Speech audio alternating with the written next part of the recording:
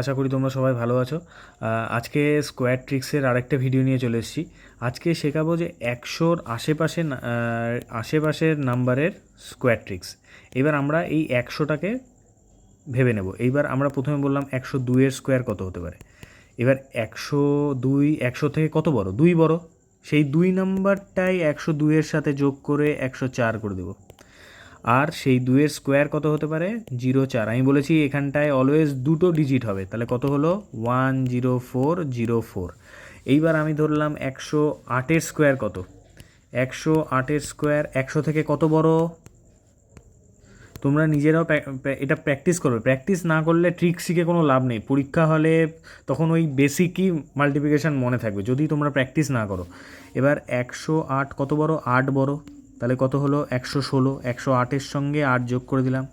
আর 8-এর square কত? 64। তাহলে কত হয়ে গেল? 116 64। এইবার নেক্সট একটা নাম্বার আমি বললাম, একটা বড় নাম্বার ধরলাম 112। দেখো 112, 100 থেকে কত বড়? 12 বড়। তাহলে কত হয়ে গেল? 124। 12-র স্কোয়ার কত? 144। আমি অলওয়েজ বলেছি এখানে দুটো ডিজিট থাকবে, একটা ডিজিট যে এক্সট্রা একটা ডিজিট হবে সেটা অ্যাড হয়ে যাবে এটার সাথে। তাহলে কত হয়ে গেল? 12544। এবার দেখো 125-এর স্কোয়ার কত হতে পারে? 125 100 থেকে কত বড়? 25 বড়। তাহলে কত হয়ে গেল? 150। 25-এর স্কোয়ার 625, তাই হয়ে গেল 15625। এইবার আমি পেছনের 100-র পেছনের দিকের নাম্বারগুলো দেখি। মনে করো আমি ধরলাম 88-এর স্কোয়ার কত? 100 থেকে কত ছোট? 12 ছোট। মনে রাখবে 12 ছোট। তাহলে 88 - 12 কত হয়? 76। 12-র স্কোয়ার কত হয়? 144।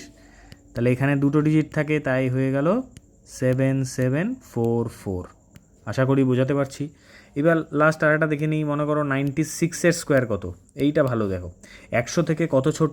4 ছোট। 4 মনে রাখবে, 4 ছোট। তাহলে কি হবে? 96 থেকে 4 বিয়োগ করলে কত হয়? 92। এই 4-এর স্কোয়ার কত? 16। 9216।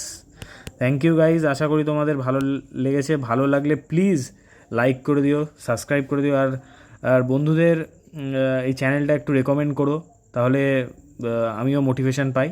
Thank you guys, best of lakh.